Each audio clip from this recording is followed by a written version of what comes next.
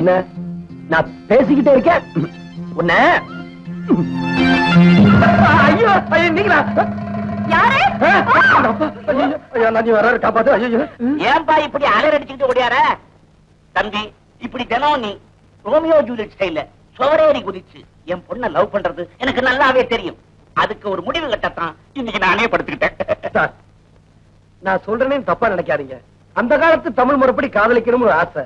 முதல்ல காதல், அப்புறம் கல்யாணம். தம்பி, இந்த காலத்து இங்கிலீஷ் படம் தெரியுமா உனக்கு? தெரியாது. முதல்ல குழந்தை, அப்புறம் காதல், இஷ்டப்பட்டா கல்யாணம். சார், அப்பா அவர் தினமும் சோறேறி குதிக்கிறாரே தவிர காதல் வரம்பு மீறி நடக்கிறது இல்லப்பா. எனக்கு தெரியுமா, தினம் சோறேறி குதிக்கிறாரு, உள்ள வராரு, அரை மணி நேரமோ 1 மணி நேரமோ உங்ககிட்ட பேசிட்டு தான் போறாரு. வேற எந்த தப்பு நடக்கல.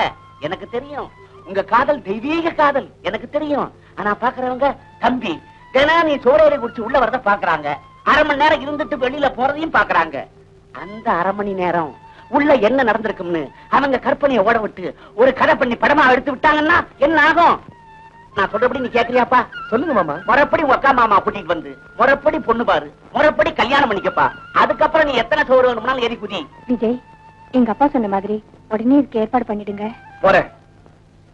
இப்ப எங்க அக்காட்ட போய், அக்கா நான் ஒரு பொண்ணை காதலிக்கிறேன், அவளதான் நான் கல்யாணம் பண்ணிக்கிறேன்னு சாஷ்டாங்கமா எங்க அக்கா கல்ல விழுகப்போ. என்ன விஜய், எனக்கு இல்லாம என் கால கோழியன் குடுமி சும்மா ஆடாதும்பாங்க. ஏதோ விஷயம் இருக்குது. பையனை நிமித்தி வச்சு என்கொயரி பண்ணுங்க. வரும்போதே பழமொழிய வாயில போட்டு மென்னிட்டு வருவீங்களே. அவ போறா கிடக்க, அவ கையில விட்டு உழைக்க. நல்லா இருக்குதே, கைவசம் நிறைய இருக்குதோ. ஏனுங்க அள்ளி விடுறேன். சுமாரியா அங்க துப்புரா இருங்க. விஜய், உனக்காக கோயில் எவ்வளவு நேரம் காத்திருந்தேன், ஏன் வரல?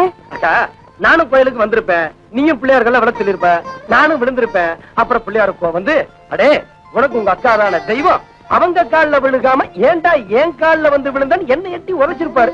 எதுக்கு இந்த வம்புன்னு நான் வரல. காக்கா பிடிச்சு வரத்தர்றேன். சரி எழுந்துரு. முடியாது. ஏன்? எனக்கு இன்னைக்கு பிறந்த நாள். நான் ஒரு வரம் கேட்பேன், அத கொடுத்தாதான் எழுந்திருப்பேன். இல்ல சரிதான். கைகேயி வரத்தால காடு சிரிச்சுதான், கண்ணகி சொல்லால மதுரை எரிஞ்சுதான்.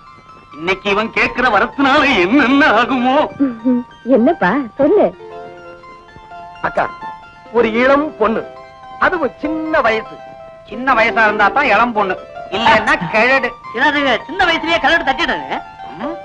சரி, ஒரு பொண்ணு மேல. அக்கா, அந்த பொண்ணு தெரியாதனமா என்ன காதலிச்சுட்டா. காதலுக்கு கண்ணு இல்லைங்கிறது சரியா போச்சுதான். ஆமாங்க. அக்கா, நான் அவளை கல்யாணம் பண்ணிக்கலனா தற்கொலை பண்ணி செத்து போயிடுவேன்னு சொன்னா. நான் சொன்னேன், அவசரப்பட்டு செத்துக்கிட்டு போயிடாத, நான் எங்க அக்கா கிட்ட போய் சொல்றேன். எங்க அக்காவுக்கு ரொம்ப தங்கமான மனசு, உன்னை அவங்க எப்படியும் காப்பாத்திடுவாங்கன்னு சொல்லிட்டு வந்திருக்கேன். மாடி, உன் தம்பி பலே கில்லாடி. 5 பைசாவுக்கு ஆணையம் வாங்குவான், பஞ்சு முட்டாய 10,000